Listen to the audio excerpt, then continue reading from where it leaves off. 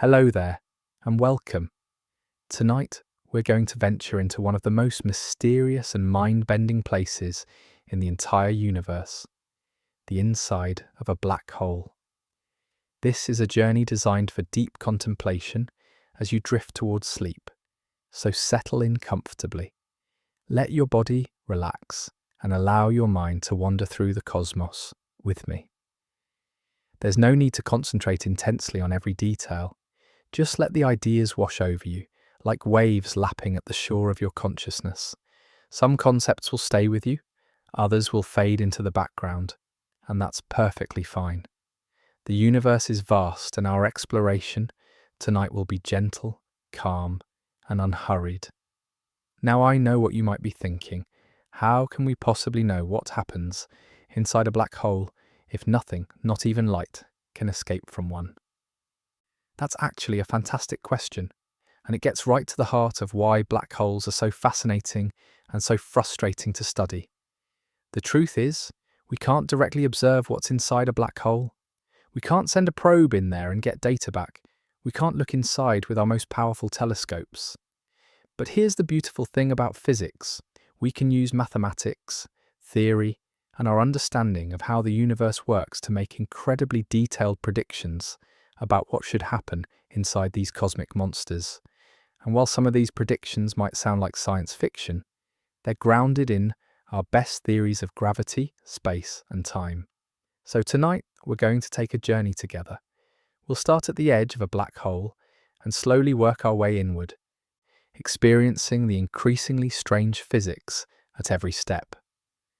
We'll talk about what you would see, what you would feel, and ultimately, what would happen to you and everything around you.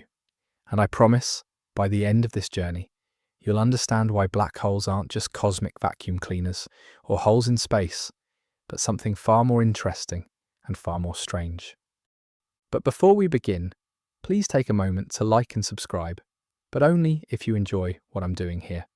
Also, leave in the comments where you're tuning in from and what time it is there. It's great to see how these videos connect people from around the world. Now get comfortable and let's begin. Before we dive into the interior, we need to understand what we're dealing with. When most people hear black hole, they picture a hole in space, like a drain in a bathtub. But that's not quite right. A black hole isn't really a hole at all. It's actually an enormous amount of mass compressed into an incredibly tiny space. Think about it this way. The Earth has a certain amount of mass spread out over a sphere, with a radius of about 4,000 miles. Now imagine taking all of that mass and squeezing it down to the size of a marble. Or take our Sun with all its mass and compress it down to a sphere just a few miles across. When you compress that much mass into such a small space, something remarkable happens. The gravity becomes so intense that it warps space-time itself into an extreme configuration. And that's really the key to understanding black holes. They're not just objects with strong gravity. They're regions where gravity has become so powerful that it fundamentally changes the structure of space and time. Einstein's general theory of relativity tells us that mass and energy curve spacetime, and objects moving through spacetime follow these curves. Normally, this curvature is gentle. The Earth curves spacetime just enough to keep the Moon in orbit. The Sun curves spacetime enough to hold all the planets in their paths. But with a black hole, the curvature becomes so extreme that spacetime essentially folds in on itself. And at a certain boundary, called the event horizon, this curvature becomes so severe that all paths through spacetime lead inward. Not most paths, all paths. This is why nothing can escape from inside a black hole, not even light. It's not that something is pulling you down exactly. It's that once you're inside, every possible direction, you could move through spacetime points further inward, toward the center. The event horizon isn't a physical surface. There's no wall there, no barrier you'd bump into. If you were falling toward a black hole, you wouldn't feel anything special as you crossed the event horizon. You'd just keep falling. But from that moment on, your fate would be sealed. You could fire your rocket engines as hard as you wanted. You could move at speeds approaching the speed of light, and you still wouldn't be able to escape. The structure of space-time itself would prevent it. Now there are different types of black holes, and their sizes can vary enormously. Stellar mass black holes form when massive stars collapse at the end of their lives, and they typically have masses between about 3 and a few dozen times the mass of our Sun. Their event horizons might be just a few miles to maybe 50 or 60 miles across. Then there are supermassive black holes, which lurk at the centers of most galaxies, including our own Milky Way. These monsters can have masses millions, or even billions of times that of the Sun, and their event horizons can be larger than our entire solar system. The size matters for our journey tonight, because as we'll see, the bigger the black hole, the gentler the tidal forces near the event horizon. But we're getting ahead of ourselves. Let's start our journey by approaching a black hole from a safe distance. Approaching the black hole. Imagine you're in a spacecraft approaching a black hole from far away. What would you see? Surprisingly, at first you might not see much of anything. Black holes are, after all, black. They don't emit light of their own. But if there's any matter around the black hole, any gas or dust or stars that are being pulled toward it, you'd see something spectacular. As matter spirals inward toward a black hole, it forms what's called an accretion disk. This is a swirling disk of material orbiting the black hole at incredible speeds. And here's what makes it visible. As the particles in this disk rub against each other and spiral inward, friction heats them up. Really heats them up. We're talking millions of degrees. At these temperatures, the matter doesn't just glow, it blazes with light across the entire spectrum, from radio waves to visible light to X-rays and beyond. So as you approach, you'd likely see a bright, swirling disk of material surrounding a central region of perfect blackness.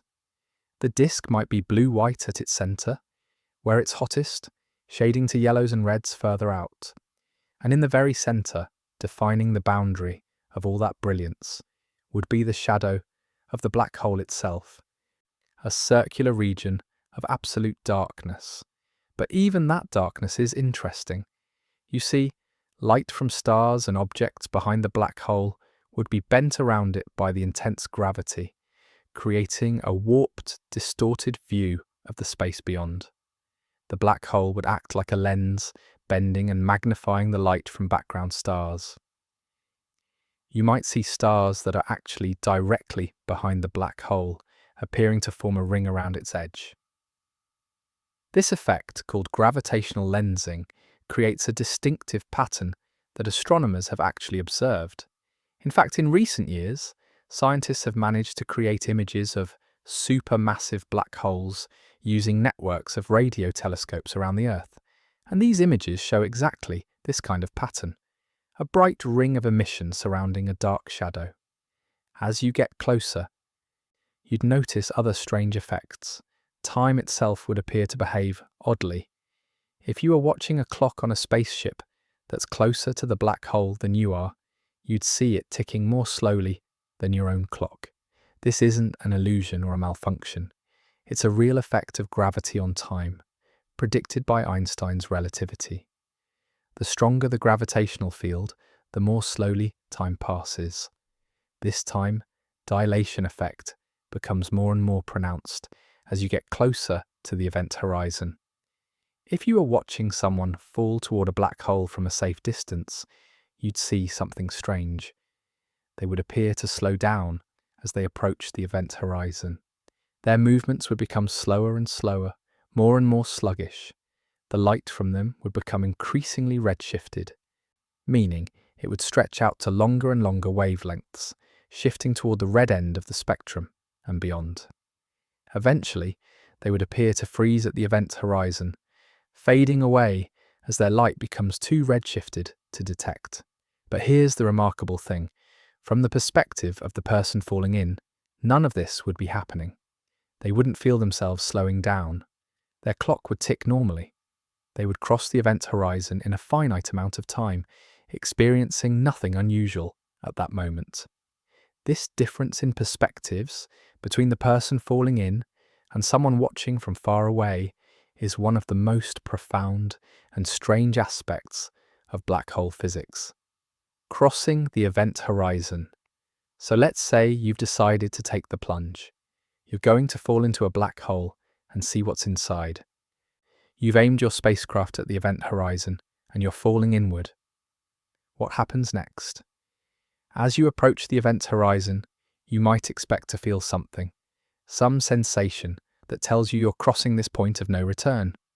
But if the black hole is large enough, say a supermassive black hole, you'd feel nothing special at all.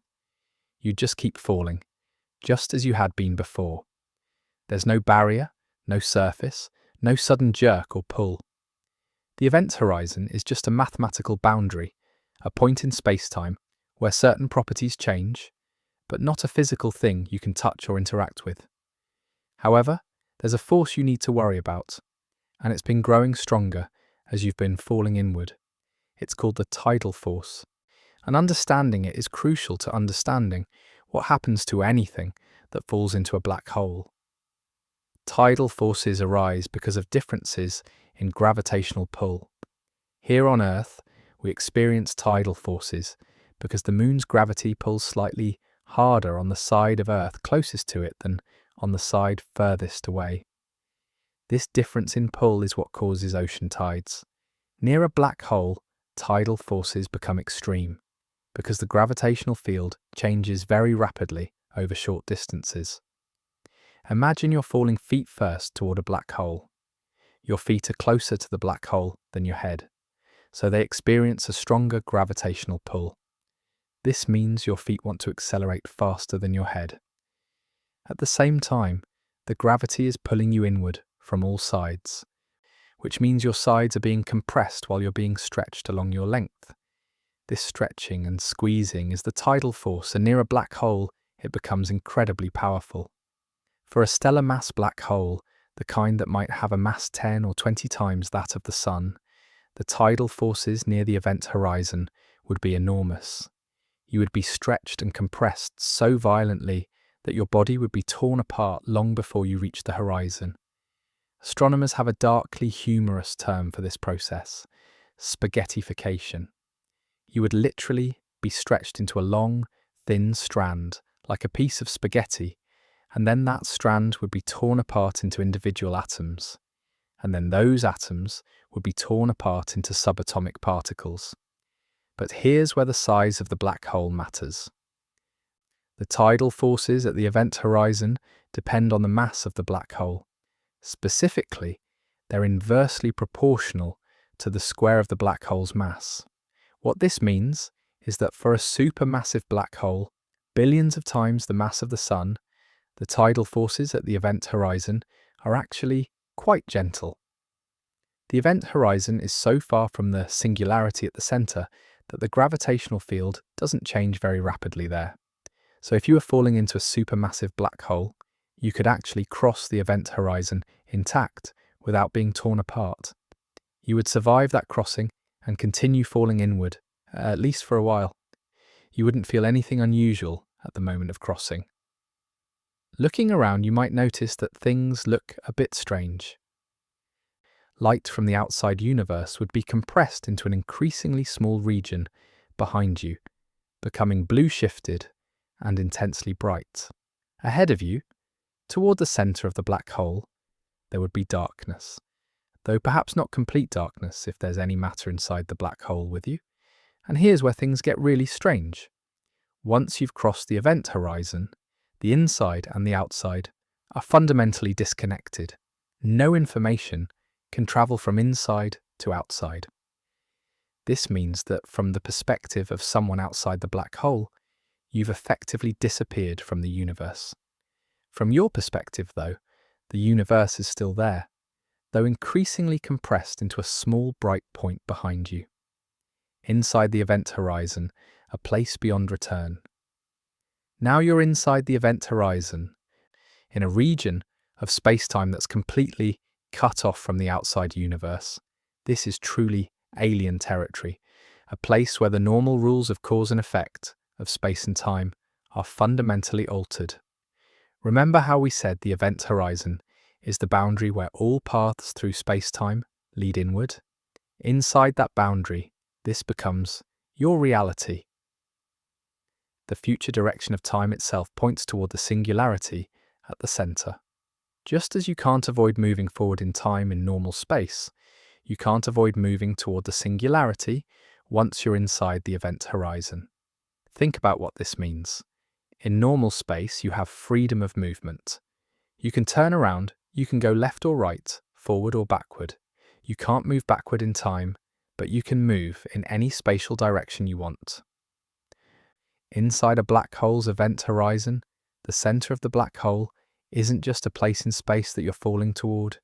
It's actually part of your future, as inevitable as next Tuesday. You could fire your rocket engines, you could try to move in any direction, but you would still be moving toward the singularity. Every second that passes brings you closer to it, not because you're moving through space in that direction, but because moving forward in time carries you toward it. This is one of the most profound ways that space-time is warped inside a black hole. What we normally think of as space and time have switched roles in a sense. The direction toward the singularity has become time-like rather than space-like. You can no more avoid reaching the singularity than you can avoid reaching the next moment in time. How long would you survive inside the event horizon? That depends on the size of the black hole and exactly where you cross the horizon. For a stellar mass black hole, the time would be measured in tiny fractions of a second. The distance from the event horizon to the singularity would be just a few miles, and you'd be falling at an enormous velocity. For a supermassive black hole, you might survive for hours or even days falling through the vast space between the event horizon and the center. But all the while, those tidal forces would be growing. Remember, the tidal forces were gentle at the event horizon of a supermassive black hole, but as you fall inward, you're getting closer and closer to the central mass, and the gravitational field is changing more and more rapidly. The tidal forces grow stronger and stronger with every passing moment. At some point during your fall, even in a supermassive black hole, the tidal forces would become strong enough to tear your body apart. Then they would tear apart the molecules that made up your body, then the atoms. Eventually, even atomic nuclei would be ripped apart. Everything would be reduced to elementary particles, all falling inexorably toward the singularity. What would you see during this final fall? That's difficult to say with certainty, because the extreme warping of space-time would create bizarre optical effects. Light travelling through this region would follow wildly curved paths. You might see multiple distorted images of the same objects. The matter falling in with you might create a complex, chaotic environment of colliding particles and radiation. If there's any matter inside the black hole from previous material that fell in, it would likely be creating radiation as it collides and interacts. This radiation would be intense. In fact, some physicists have suggested that the interior of a black hole might be filled with a chaos of high-energy particles and radiation, a sort of cosmic maelstrom that would be immediately fatal to any complex structure. But all of this, your experience, your observations, your consciousness itself, would come to an end at the singularity. The singularity where physics breaks down. The singularity is the ultimate destination of anything that falls into a black hole, and it's also the point where our understanding of physics breaks down completely. According to general relativity, the singularity is a point where space-time curvature becomes infinite. All the mass of the black hole is compressed into a region of zero volume, creating infinite density. Now, those infinities should immediately make us suspicious. In physics, when your equations give you infinity as an answer, it usually means something has gone wrong. It typically means you've pushed your theory beyond its limits, into a regime where it no longer applies, and that's almost certainly what's happening with the singularity. General relativity is a classical theory. It doesn't account for quantum mechanics, the physics of the very small. We know that quantum effects become important at extremely small scales and high energies, exactly the conditions that would exist near a singularity. So most physicists believe that the singularity, as predicted by general relativity, isn't real. Instead, something else happens there, something that requires a quantum theory of gravity to properly understand. The problem is we don't yet have a complete and verified quantum theory of gravity. This is one of the biggest open questions in all of physics. String theory and loop quantum gravity are two approaches that physicists are exploring, and these theories suggest that the singularity might be replaced by some kind of quantum structure, something very small, but not actually a point of infinite density. But setting aside the question of what exactly sits at the very centre, we can still talk about what happens in the extreme environment very close to where the singularity would be. The tidal forces in this region are unimaginably strong. Space is stretched and compressed so violently that no structure, no pattern, nothing we would recognise as organised matter could possibly survive. Everything is ripped apart and destroyed at the most fundamental level. There's actually a special term for the fate of matter at the singularity. It's called the cosmic sensor hypothesis, and it's the idea that singularities are always hidden inside event horizons. This means that the extreme, chaotic, possibly unpredictable physics of the singularity can never affect the outside universe. The event horizon acts as a shield, preventing the breakdown of physical law at the singularity from influencing the wider cosmos. Whether this hypothesis is always true is still debated, but it seems to hold for the black holes we observe. Some theoretical work has suggested interesting possibilities for what happens at the singularity. Some solutions to Einstein's equations suggest that the singularity might not be a point in space, but rather a moment in time, a space-like singularity. You don't hit it at a location, you hit it at a time, everywhere inside the black hole simultaneously, in some sense. Other solutions for rotating black holes suggest the singularity might be a ring rather than a point. And speaking of rotating black holes, we should talk about them, because rotation adds a whole new level of complexity to the black hole interior. Rotating black holes, a different kind of interior. So far, we've been mostly discussing what's called a Schwarzschild black hole, a non-rotating, spherically symmetric black hole. But in reality, most black holes probably rotate, because the stars or matter that collapsed to form them were rotating. A rotating black hole is described by a different solution to Einstein's equations, discovered by physicist Roy Kerr, and the interior of a Kerr black hole is considerably more complicated than the interior of a Schwarzschild black hole. When a black hole rotates, it drags space-time around with it, a phenomenon called frame dragging. Near a rotating black hole, space itself is being twisted and pulled in the direction of the black hole's rotation. This creates a region called the ergosphere, which extends outside the event horizon.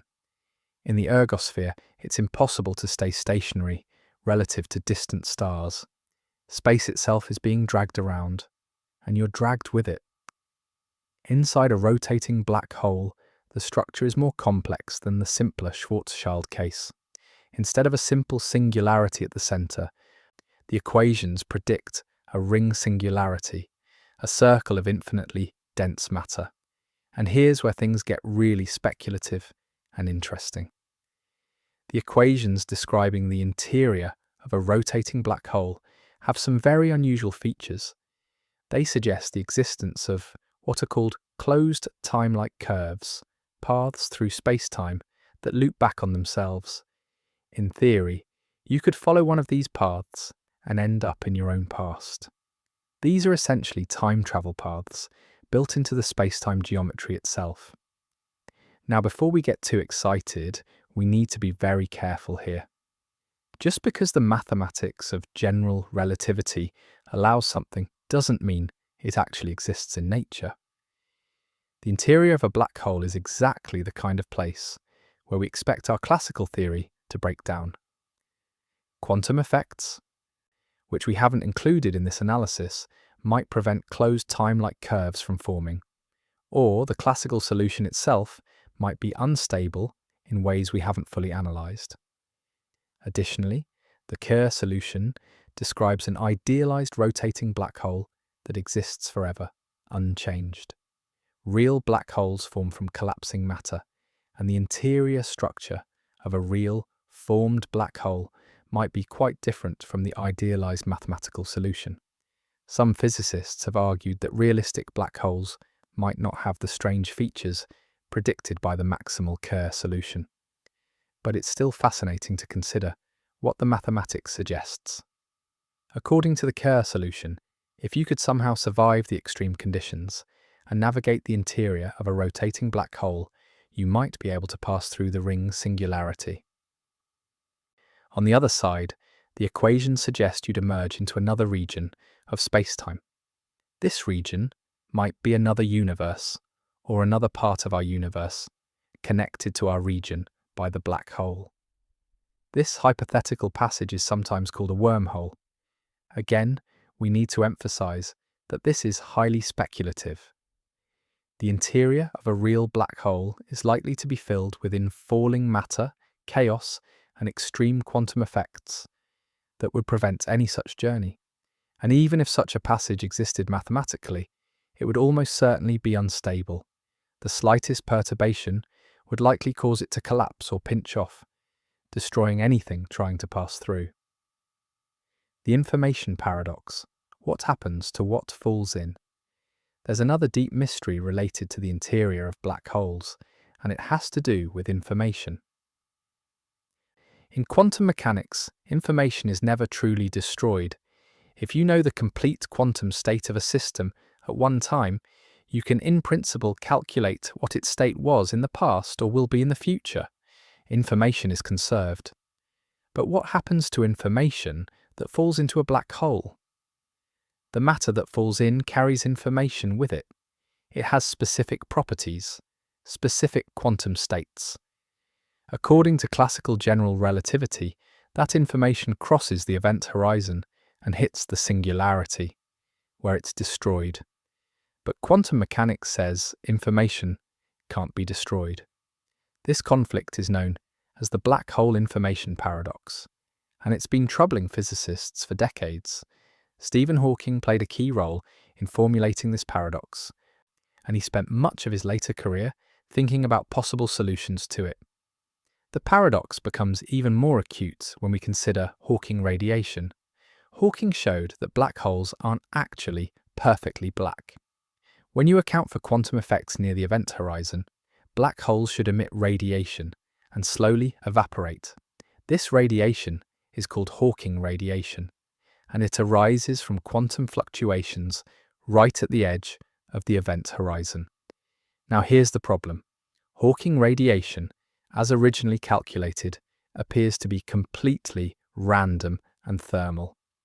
It doesn't carry any information about what fell into the black hole. So if a black hole eventually evaporates completely, leaving nothing but this random radiation, what happened to all the information that fell in? It seems to have disappeared from the universe, violating the principles of quantum mechanics. Resolving this paradox likely requires understanding what really happens at the quantum level inside a black hole. Some physicists have proposed that information might be encoded in the Hawking radiation in subtle ways we haven't yet detected. Others suggest that information might be stored somehow at the event horizon itself, in a sort of two-dimensional holographic form. This idea has led to the holographic principle, a deep concept suggesting that all the information in a volume of space can be encoded on its boundary. Another possibility is that information is preserved inside the black hole until the very end of evaporation, and then emerges in some way we don't yet understand in the final burst of radiation as the black hole disappears. Or perhaps the information does fall into the singularity, but the singularity itself is not a point of destruction, but rather a quantum object that preserves information in some form we haven't yet theorized. These questions are at the forefront of theoretical physics today. They're pushing us toward a deeper understanding of how gravity and quantum mechanics fit together, how information behaves in extreme conditions, and ultimately, what the fundamental nature of spacetime really is. What falls into black holes, the diet of cosmic monsters. Let's take a moment to think about what actually falls into black holes in nature. We've been imagining a person or a spacecraft making this journey, but of course, in reality, black holes are swallowing much more mundane matter. In many cases, black holes are surrounded by accretion disks. As we mentioned earlier, these disks form from matter that's been captured by the black hole's gravity, material from a companion star, or gas and dust from the surrounding environment. The matter in the accretion disk spirals gradually inward, losing energy to friction and radiation. Eventually, it reaches the innermost stable circular orbit, a point beyond which it can no longer maintain a stable orbit, and must plunge inward through the event horizon. As this matter crosses the event horizon, it carries energy, momentum, and angular momentum into the black hole. From outside, we see the black hole's mass increase as it swallows this matter. We might also see the black hole's spin change if the infalling matter adds or removes angular momentum. Sometimes, instead of a steady diet of gas and dust, a black hole might swallow something larger, a star for instance. When a star passes too close to a black hole, the tidal forces can tear the star apart in an event called tidal disruption. Part of the star might be flung away at high speed, while the rest is stretched into a long stream that wraps around the black hole and eventually falls in. These events create spectacular flares of radiation that astronomers can observe from across the universe. In the case of supermassive black holes at the centers of galaxies, the amount of matter they've swallowed over their lifetimes is staggering. The supermassive black hole at the center of our Milky Way galaxy, called Sagittarius A, has a mass of about 4 million times that of the Sun. All of that mass came from stars, gas and dust that fell into it over billions of years. But here's an interesting point. Black holes are actually quite inefficient at swallowing matter. Most of the matter that approaches a black hole doesn't fall in. Instead, it gains energy from the gravitational interaction and is flung away at high speed. Only a small fraction of the matter in an accretion disk actually crosses the event horizon. The rest is heated up, radiates away energy, and often gets ejected from the system in powerful jets or winds. This is actually fortunate for the universe. If black holes were efficient at consuming everything around them, they would grow much faster than they do, and their effects on their surroundings would be much more dramatic. As it is, the radiation and outflows from matter falling into black holes play an important role in regulating galaxy formation and evolution. Time inside a black hole, a finite journey to an inevitable end. Let's return to the experience of falling into a black hole and think more carefully about time. We've mentioned that time behaves strangely near black holes, but inside the event horizon, the strangeness becomes even more profound. From the perspective of an outside observer, remember, you never quite cross the event horizon. You appear to slow down and freeze at that boundary, your image fading and redshifting until you're no longer visible. But from your perspective, time passes normally. You cross the event horizon at a specific moment on your watch, and you continue to fall inward, your watch continuing to tick.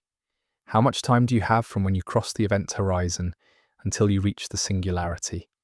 For a non-rotating black hole, there's actually a precise answer. The proper time, that is, the time measured by a clock you're carrying with you, from horizon to singularity depends on the mass of the black hole. For a stellar mass black hole of, say, 10 solar masses, the time from horizon to singularity would be measured in millionths of a second if you're in free fall. Even if you tried to resist by firing your rockets at full power, you might extend this to a few fractions of a second at most. It's an incredibly brief journey. For a supermassive black hole, the scale is much larger. A black hole with a mass of 1 billion suns would give you something like a few hours from horizon to singularity if you're in freefall. This is because the event horizon is much further from the singularity. The physical distance is greater, even though the end is just as inevitable. But here's something that's both beautiful and tragic about this journey. During your fall from the event horizon to the singularity, no matter how much proper time you experience, 0 time passes for the outside universe in the reference frame where you started. This is a consequence of the extreme time dilation. In a sense, from the perspective of an outside observer, your entire journey from horizon to singularity happens at the instant you cross the horizon, frozen at that boundary from their point of view. This creates a fundamental disconnect between your experience and the experience of anyone watching from outside. To you, the fall takes minutes or hours or fractions of a second. To them, it never quite completes. You and they have fundamentally diverged into causally disconnected regions of space-time. Black holes and the universe, cosmic recycling or cosmic tombs. There's a bigger question we should consider. What role do black holes play in the universe? Are they just cosmic garbage disposals, removing matter from the active universe?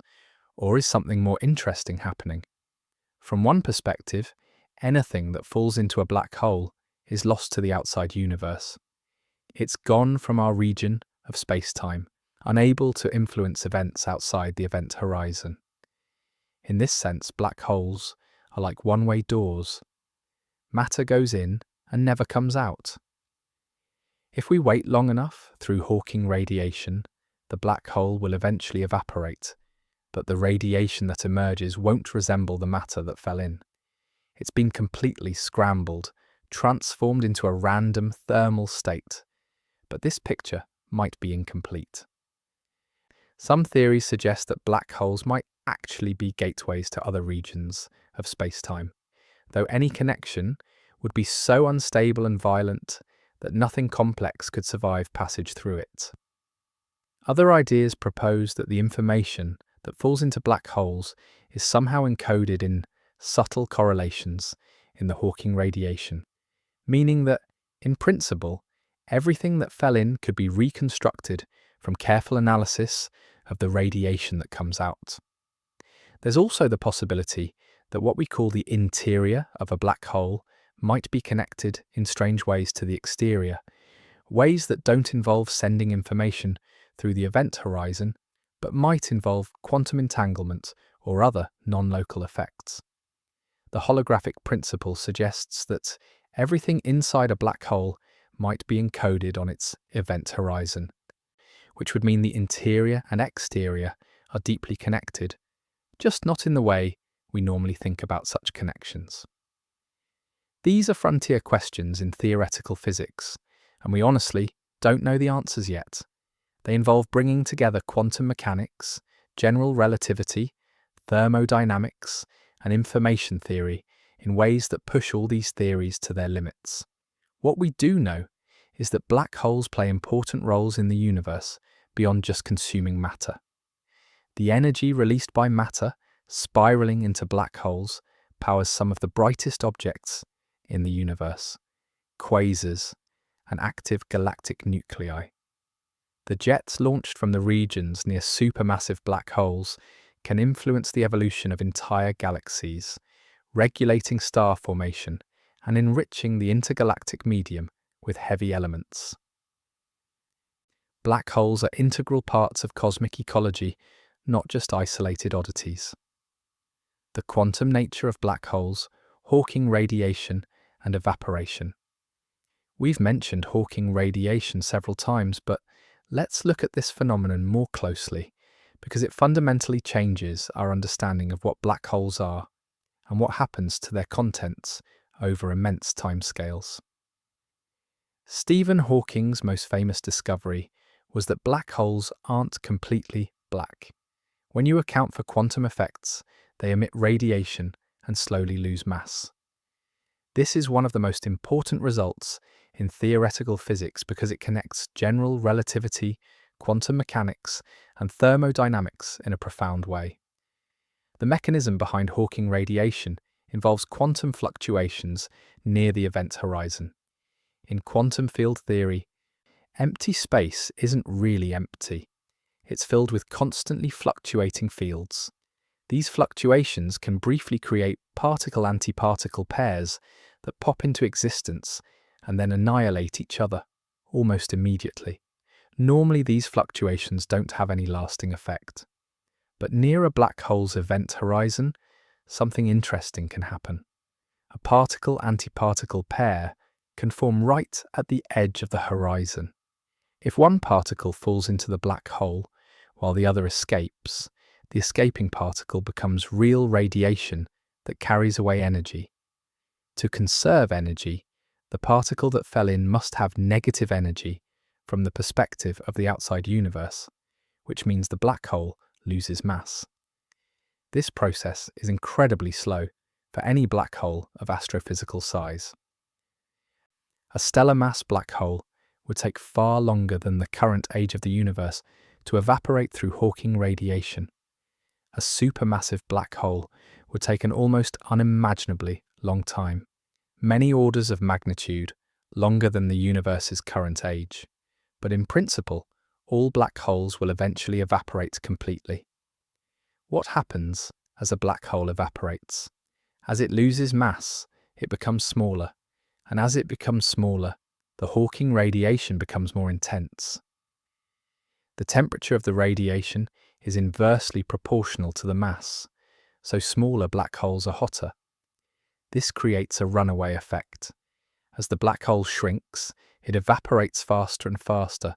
In the final moments, a black hole would release its remaining energy in a burst of high-energy radiation. Now, here's where the information paradox comes back into play. If all the information that fell into the black hole over its lifetime is somehow encoded in the Hawking radiation, then this radiation must be extraordinarily subtle and complex, carrying detailed information in quantum correlations. If the information isn't in the radiation, then where is it? Was it destroyed at the singularity, violating quantum mechanics? Or does something else happen in those final moments of evaporation? Some physicists have proposed that black holes don't evaporate completely. They might leave behind a remnant, a tiny quantum object that contains all the information that fell in. Others suggest that the final burst of evaporation might release the information in a form we haven't yet imagined. Still others think that our picture of black hole evaporation is incomplete, and that a proper quantum theory of gravity would resolve the paradox. Observational evidence, what we actually know. Throughout this journey, we've been talking about theoretical predictions and mathematical models, but what do we actually know from observation? What evidence do we have for black holes, and what can we observe about them?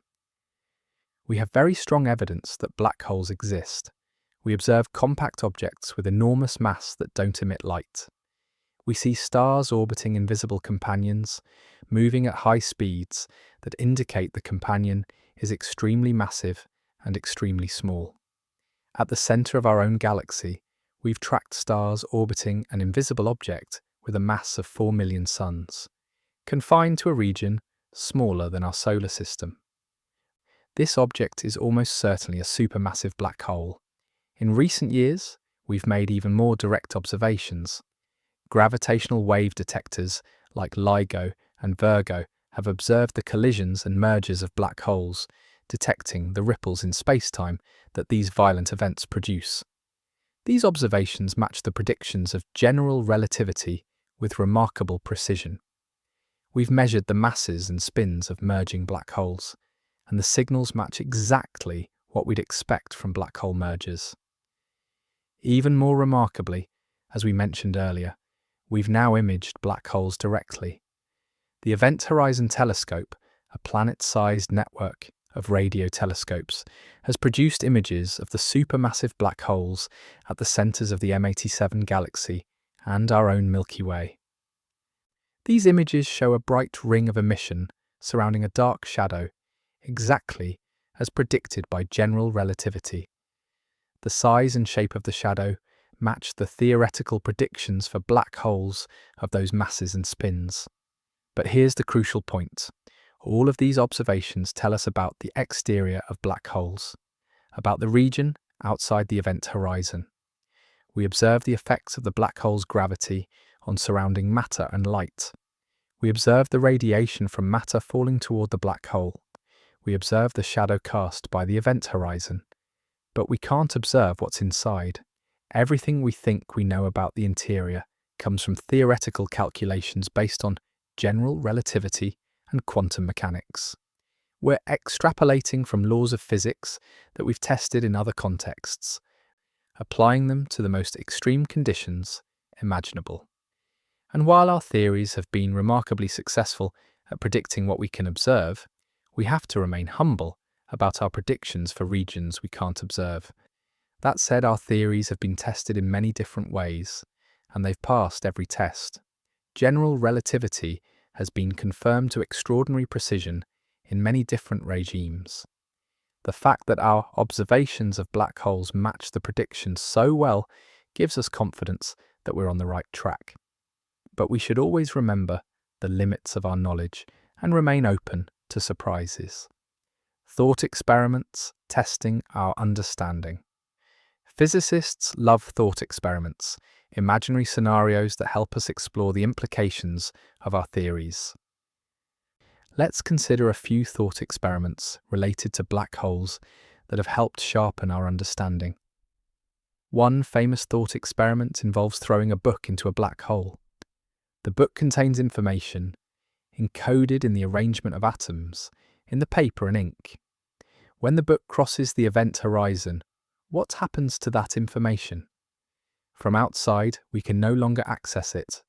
We can't send a probe in to retrieve the book. But is the information destroyed? According to quantum mechanics, information can't be destroyed. But according to general relativity, the book will hit the singularity and be destroyed. And the Hawking radiation the black hole emits won't contain the information from the book. This is the information paradox in its simplest form. Some physicists have suggested that the information is encoded on the event horizon itself. Imagine the event horizon as a kind of hologram, with all the information about the interior encoded on this two-dimensional surface. This idea, as we mentioned, has grown into the holographic principle, one of the deepest ideas in modern theoretical physics. Another thought experiment involves firewalls. Some physicists have argued that to resolve the information paradox, the event horizon might not be the smooth, innocuous boundary we've described. Instead, there might be a firewall of high-energy particles right at the horizon. Anything crossing the horizon would be incinerated instantly. This firewall would prevent information from being lost. But it would also mean that the experience of falling through the horizon wouldn't be smooth and uneventful, as general relativity predicts. The firewall idea is controversial. Many physicists think it can't be right because it violates the equivalence principle, one of the foundational principles of general relativity. This principle says that you can't tell the difference between floating in space, far from any masses, and freely falling in a gravitational field. If there's a firewall at the horizon, you definitely notice when you crossed it, which would violate this principle. These thought experiments aren't just idle speculation. They're ways of probing the boundaries of our theories, finding places where different principles come into conflict, and forcing us to think more deeply about what our theories really mean. The future of black hole physics? Where is the study of black holes heading? What questions are physicists working on, and what might we discover in the coming years? One major direction is improving our observations. The Event Horizon Telescope is continuing to make observations and improving its resolution. Future observations might allow us to see more details of the environment right around the event horizon. We might be able to test whether the shadow of the black hole matches the predictions of general relativity or whether there are deviations that hint at new physics. Gravitational wave astronomy is rapidly advancing. As detectors become more sensitive and more detectors come online, we'll observe more black hole mergers, and with greater precision, we might detect gravitational waves from different types of sources, like supermassive black hole mergers or black holes merging with neutron stars. Each observation gives us new information about black holes and tests our theories in different regimes. On the theoretical side, physicists are working hard on developing a quantum theory of gravity.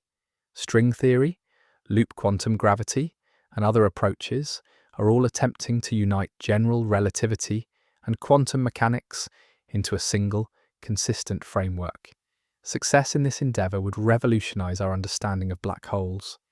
It would tell us what really happens at the singularity, how information is preserved, and whether exotic possibilities like wormholes or closed time-like curves actually exist. Some physicists are also investigating the connections between black holes and other areas of physics. The holographic principle, for instance, has led to insights in quantum field theory and even in condensed matter physics. The mathematics of black holes has turned out to be connected to the mathematics of other physical systems in surprising ways. These connections are helping physicists develop a deeper, more unified understanding of fundamental physics. There's also growing interest in what are called primordial black holes that might have formed in the very early universe rather than from collapsing stars. If such black holes exist, they could have a wide range of masses, including masses much smaller than stellar mass black holes. Some physicists have even speculated that primordial black holes could account for some or all of the dark matter in the universe. Searching for these objects and determining whether they exist is an active area of research. What would it really be like? The subjective experience. Let's return one more time to the subjective experience of falling into a black hole, because this is perhaps the most fascinating aspect of the whole phenomenon. We've talked about the physics, but what would it actually be like? Imagine you're in a spacecraft falling toward a supermassive black hole. Let's say you've chosen a supermassive black hole because the tidal forces at the horizon are gentle enough that you won't be torn apart immediately. You're approaching the event horizon.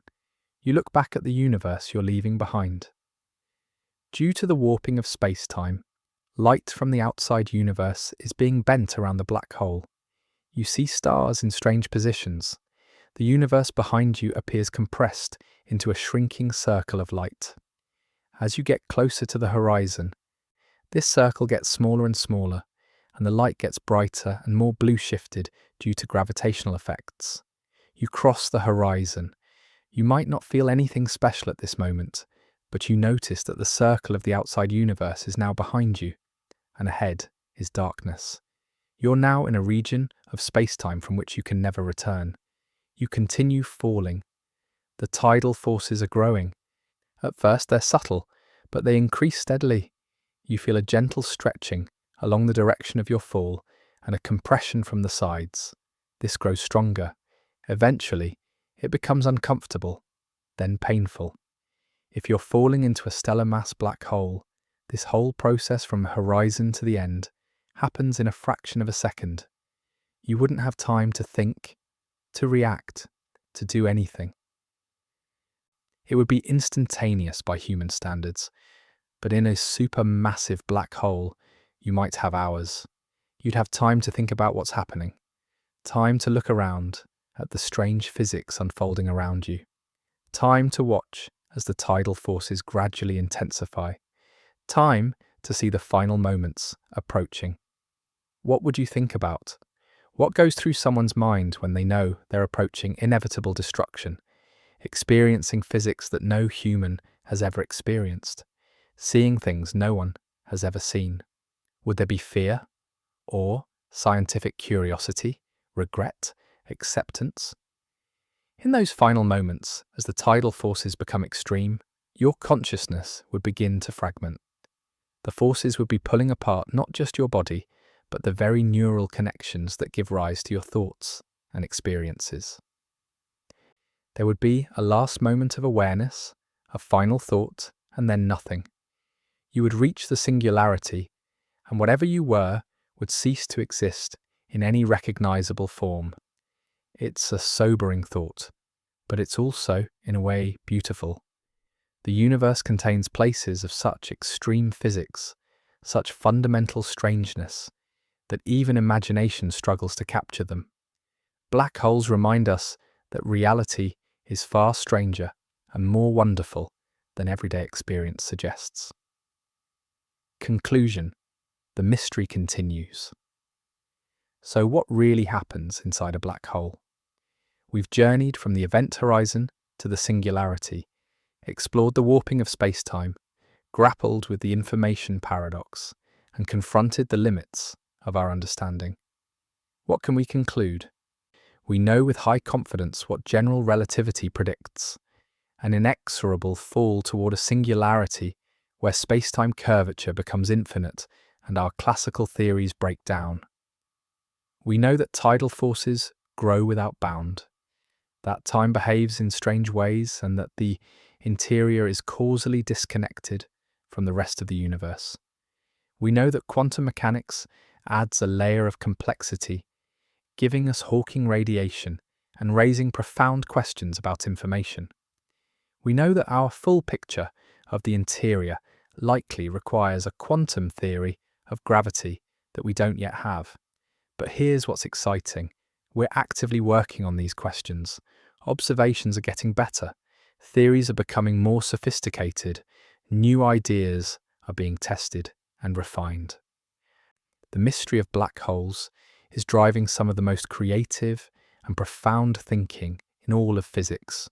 And perhaps that's fitting. Black holes are, in many ways, the ultimate extreme of nature. They're laboratories for physics at its most fundamental, places where all our theories are pushed to their absolute limits. They challenge us to think more deeply about space, time, matter, information, and reality itself. The interior of a black hole represents a boundary of knowledge, a place where our current understanding fades into uncertainty.